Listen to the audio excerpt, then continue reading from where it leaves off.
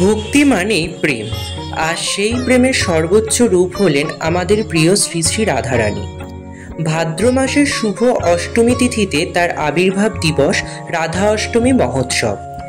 এই দিনে বৃন্দাবনের প্রতিটি কুঞ্জ, প্রতিটি বাতাস ভরে ওঠে রাধা নামের মাধুর্যে। ভক্তের হৃদয় ডুবে যায় কৃষ্ণ প্রেমের অমৃত সাগরে।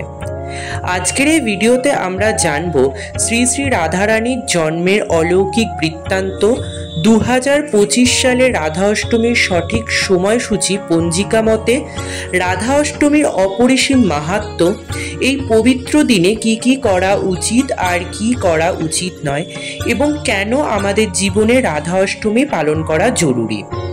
চলুন একসঙ্গে নিমজ্জিত হই শ্রী শ্রী রাধাকৃষ্ণ প্রেমের অনন্ত সুখধারায়, আর অনুভব করি রাধারানীর কৃপা আমাদের জীবনকে কিভাবে আলোয় পূর্ণ করতে পারে।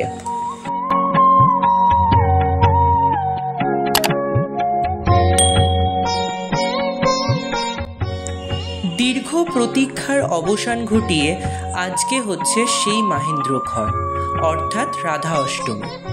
রাধা অষ্টমী অর্থাৎ শ্রীমতী রাধারানীর জন্মতিথি। ভাদ্র মাসের শুক্লপক্ষের অষ্টমী তিথিতে মধ্যাহ্নকালে শ্রীমতী রাধারানীর জন্ম হয়। হিন্দু ধর্মে জন্মাষ্টমী ব্রতের থেকে এই রাধা অষ্টমীর ব্রতকে অধিক মাহাত্ম্যপূর্ণ বলে মনে করা হয়। জন্মাষ্টমী ব্রত পালনে সম্পূর্ণ ফল লাভের জন্য রাধা অষ্টমী ব্রত পালন করা উচিত, এমনটাই মনে করা হয়। এমনকি কোনো কারণে যদি জন্মাষ্টমী ব্রত পালন করা সম্ভব না হয়, তাহলেও কিন্তু রাধা অষ্টমী ব্রত পালন করা যায়। ভগবান শ্রীকৃষ্ণের পরম কৃপালাভের জন্য রাধা অষ্টমী ব্রত পালনের বিশেষ মাহাত্ম্য রয়েছে। পদ্মপুরাণ অনুযায়ী রাধা অষ্টমী ব্রত পালন করলে 1,00,000 একাদশী পালনের সমান পুণ্য অর্জন হয়। এই ব্রত পালন করলে জীবের সমস্ত কোটি জন্মের পাপ থেকে মুক্ত হয় এবং সমস্ত তীর্থ দর্শন করার ফল লাভ হয়।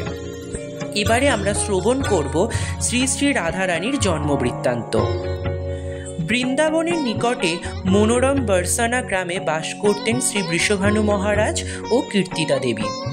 তারা ছিলেন অত্যন্ত ধার্মিক, সহৃদয় এবং সৎ চরিত্রের গোপাল কুলের প্রধান। কিন্তু তাদের জীবনের একমাত্র দুঃখ ছিল তাদের কোনো সন্তান ছিল না। একদিন বৃষভানু মহারাজ যমুনা তীরে স্নান করতে গিয়েছিলেন। স্নান শেষে তিনি দেখতে পেলেন আকাশ থেকে এক অপূর্ব আলোকোজ্জ্বল কন্যা শিশু ভূমিতে শুয়ে আছে। শিশুটি এতই সুন্দর যে মনে হচ্ছিল যেন লক্ষ্মী দেবীর স্বয়ং অবতীর্ণ হয়েছেন। মহারাজ বিস্মিত হয়ে শিশুটিকে কোলে তুলে নিলেন এবং ঘরে নিয়ে এলেন।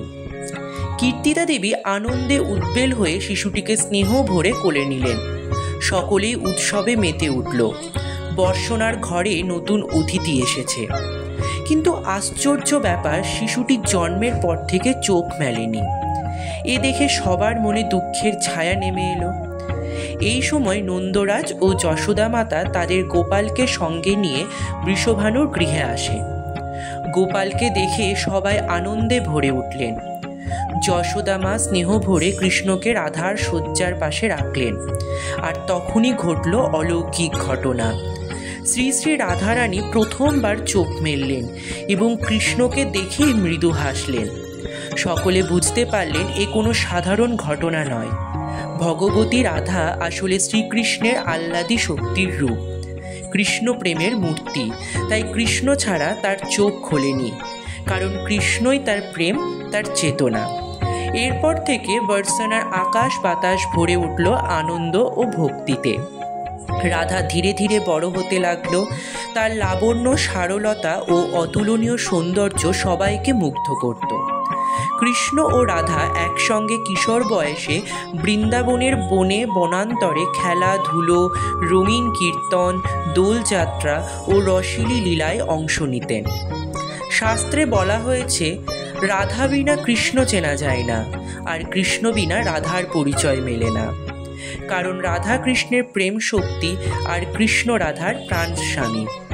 প্রতি বছর ভাদ্র মাসের শুক্লপক্ষের অষ্টমী তিথিতে শ্রী শ্রী রাধারানীর আবির্ভাব দিবস রাধা অষ্টমী মহোৎসবের মাধ্যমে পালিত হয়। এই দিন ভক্তরা ব্রত, উপবাস, কীর্তন ও ভজনের মাধ্যমে রাধারানীর চরণে প্রেম নিবেদন করেন। এখন আমরা জেনে নেব 2025 সালে রাধা অষ্টমী তিথির সঠিক সময়সূচি কী রয়েছে পঞ্জিকা মতে।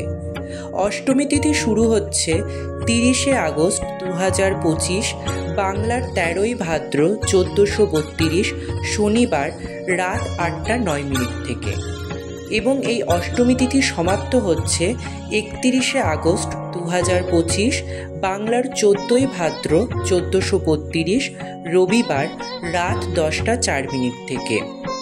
রাধারানীকে পুজোর শুভ সময় হচ্ছে 31শে আগস্ট 2025 বাংলার 14ই ভাদ্র 1432 রবিবার দুপুর 12টা থেকে দুপুর 1টা 37 মিনিটের মধ্যে। স্মার্ত ও গোস্বামী মতে রাধা অষ্টমী পালিত হবে 31শে আগস্ট 2025 বাংলার 14ই ভাদ্র 1432 রবিবার। এছাড়াও পারণের সময় থাকছে 1 সেপ্টেম্বর 2025 বাংলার 15ই ভাদ্র 1432 সোমবার সকাল 6টার পর থেকে সকাল 9টা 32 মিনিট পর্যন্ত। এখন আমরা জেনে নেব রাধা অষ্টমী ব্রত পালনের কারণ কি। শ্রীকৃষ্ণ প্রেম লাভের সহজ উপায়। কৃষ্ণকে পাওয়া খুবই কঠিন, কিন্তু রাধারানী করুণাময়ী। তিনি ভক্তদের জন্য কৃষ্ণ প্রেম সহজ করে দেন। বলা হয় রাধার কৃপা ছাড়া কৃষ্ণকে পাওয়া যায় না। পাপ ক্ষয় ও মন শুদ্ধি। রাধারানীর নাম স্মরণ ও ব্রত পালনে হৃদয়ের অশুদ্ধি দূর হয়, পাপ নাশ হয় এবং মন পবিত্র হয়। ভক্তি ও শান্তি লাভ। এই দিনে ভক্তরা উপবাস, পুজো, কীর্তন করলে জীবনে অশান্তি দূর হয়, সংসারে শান্তি ও সমৃদ্ধি আসে। আধ্যাত্মিক উন্নতি। রাধারানী হচ্ছেন ভক্তির মূর্তি। তার ব্রত পালন করলে আধ্যাত্মিক শক্তি বৃদ্ধি পায় এবং ভক্তিপথে অগ্রগতি হয়। রাধাকৃষ্ণের আশীর্বাদ প্রাপ্তি। রাধা অষ্টমী ব্রত পালনের মাধ্যমে ভক্ত রাধা ও কৃষ্ণের আশীর্বাদ লাভ করেন এবং রাধাকৃষ্ণ কখনো পৃথক হয় না। শাস্ত্রে বলা রয়েছে, ব্রহ্ম বৈতব্য পুরাণ থেকে রাধার ধ্যান ও পূজার ফলস্বরূপ ভক্ত সহজেই কৃষ্ণ ভক্তি লাভ করে। অর্থাৎ আমাদের রাধা অষ্টমী ব্রত পালন করা উচিত, কারণ এটি ভক্তিকে শুদ্ধ করে, কৃষ্ণপ্রেম সহজে দান করে এবং সংসার জীবনকে শান্তি, প্রেম ও আনন্দে পূর্ণ করে। এর পরবর্তীতে আমরা জানব রাধা অষ্টমীর দিন আমাদের কি কি করা উচিত ও কি কি করা উচিত নয়। সবার প্রথমেই আমরা জানব রাধা অষ্টমীতে যা করা উচিত। স্নান ও শুচি থাকা। সূর্যোদয়ের আগে স্নান করে শুচি বসন পরিধান করতে হবে। 2. উপবাস পালন করতে হবে। অনেকে একবেলা ফলাহার বা নির্জলা উপবাস করেন, এটি ভক্তির প্রতীক। 3. রাধারানীর পুজো। ফুল, দীপ, প্রদীপ, দুধ, মধু, ঘি, মাখন, মিষ্টি ইত্যাদি নিবেদন করতে হয়। 4. রাধাকৃষ্ণ মন্ত্র জপ। বিশেষ করে রাধে রাধে নাম জপ করলে অগাধ পুণ্য হয়। 5. শ্রীমদ্ ভগবত পাঠ, গীতগোবিন্দ পাঠ বা কীর্তন করা, শ্রীকৃষ্ণ লীলার গান করা খুবই শুভ। 6. ভক্ত সেবা। ভক্তদের অন্নদান, দুস্থকে সাহায্য করা বা দান করা অত্যন্ত ফলপ্রদ। 7. মনে রাধারূপ স্মরণ। দিনের বেশিরভাগ সময় রাধাকৃষ্ণের লীলা চিন্তনে ব্যয় করা উচিত। এরপরে আমরা জানব রাধা অষ্টমীতে যা করা উচিত নয়। 1. অশুচি থাকা। স্নান না করে বা অশুচি অবস্থায় পুজো করা যাবে না। 2. মাংস, মদ, পেঁয়াজ, রসুন ভক্ষণ সম্পূর্ণরূপে নিষিদ্ধ। 3. রাগ, ক্রোধ, ঝগড়া। এই দিনে মনকে শান্ত রাখা, কারুর প্রতি খারাপ কথা না বলা উচিত। 4. অন্যকে কষ্ট দেওয়া। প্রাণী হত্যা, অপ্রয়োজনীয় সহিংসতা সম্পূর্ণ বর্জনীয়। 5. অতি ভোজন। উপবাস ভেঙে অতিরিক্ত খাওয়া শাস্ত্রে নিষিদ্ধ। 6. অলসতা। এই দিনে ঘুমিয়ে বা অলস থেকে সময় নষ্ট করা উচিত নয়। রাধারানী কেবল বৃন্দাবনের এক কন্যা নন, তিনি ভগবান শ্রীকৃষ্ণের আহ্লাদী শক্তি, অর্থাৎ প্রেম ও আনন্দের স্বরূপ। তার মাহাত্ম্য এত মহান যে শাস্ত্র ও সাধুজনেরা শত শত বছর ধরে তার গুণকীর্তন করেছে। এবারে আমরা শ্রবণ করব রাধারানী মাহাত্ম্যের মূল কথা।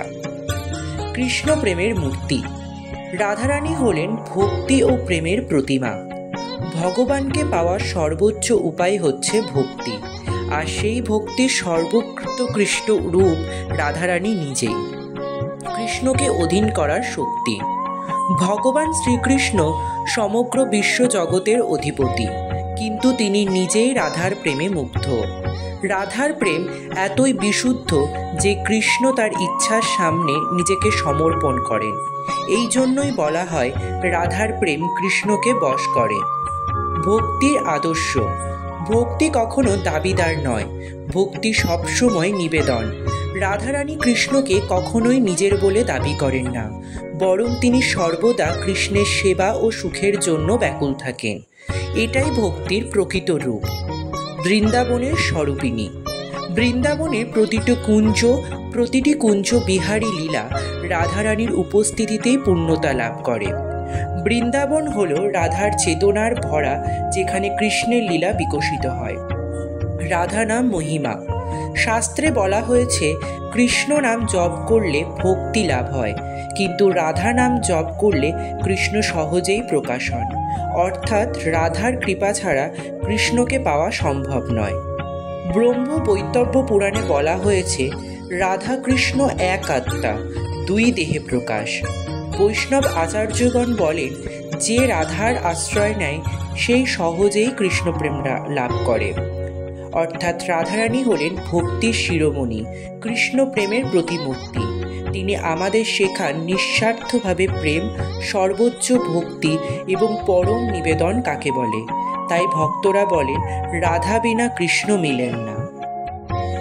এখন আমরা জেনে নেব রাধা অষ্টমী ব্রতের সংকল্প মন্ত্র কি রয়েছে, রাধারানীর প্রিয় ফল, প্রিয় ফুল ও প্রিয় সবজি কি রয়েছে। এছাড়াও এই দিন আপনারা কিভাবে রাধারানীর পুজো করবেন সে সব কিছুই আমরা জেনে নেব। তাহলে সবার প্রথমেই আমরা জানব রাধা অষ্টমী ব্রত সংকল্প মন্ত্র।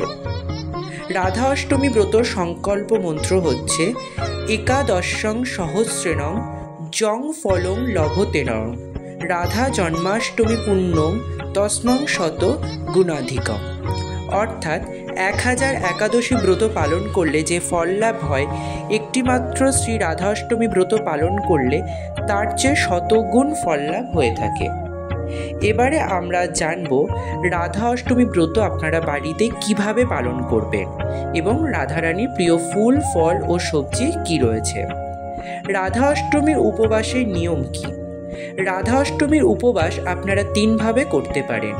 প্রথমত নির্জলা ব্রত, খাবার এবং জল ছাড়া সম্পূর্ণ উপবাস করতে হবে। 2 ফলাহার ব্রত, যেখানে আপনি ফল এবং দুধ এবং বাদাম খেয়ে থাকতে পারেন। এই দিন এছাড়াও সাত্ত্বিক ভোজন করেও ব্রত পালন করতে পারেন। এই দিন ভোরবেলা ঘুম থেকে উঠে পবিত্র নদীতে স্নান করুন। পবিত্র নদীতে স্নান যদি না করতে পারেন তাহলে বাড়ির জলের সঙ্গে শুদ্ধ নদীর জল বা গঙ্গার জল মিশিয়ে স্নান করতে পারেন। তারপর পরিষ্কার শুদ্ধ হলুদ রঙের পোশাক পরুন। কৃষ্ণের আভার প্রতীক হচ্ছে এই হলুদ রং। তারপর ফুল, ধীপ এবং প্রদীপ দিয়ে রাধাকৃষ্ণের মূর্তির পুজো করুন। আমার চ্যানেলে অলরেডি রাধাকৃষ্ণর মূর্তিতে কিভাবে আপনারা রাধা অষ্টমী পুজো করবেন সেই রিলেটেড একটি ভিডিও পোস্ট করা রয়েছে। আমি ডেসক্রিপশন বক্সে তার লিঙ্ক দিয়ে দেব, আপনারা চাইলে সেটি দেখে নিতে পারেন। এবারে আমরা জানবো রাধারানীর প্রিয় ফুল, ফল ও সবজি কি রয়েছে, যা এই দিন আপনি রাধারানীকে নিবেদন করলে রাধারানী অত্যন্ত প্রসন্ন হন। পদ্মফুল রাধারানীর অধিক প্রিয়, তাই রাধা অষ্টমীর দিন রাধারানীকে অবশ্যই পদ্মফুল অর্পণ করবেন। তারপর ফুল, ফল, নৈবেদ্য ও মিষ্টি সাজিয়ে নিবেদন করুন। এই দিন অন্নভোগও দিতে পারেন।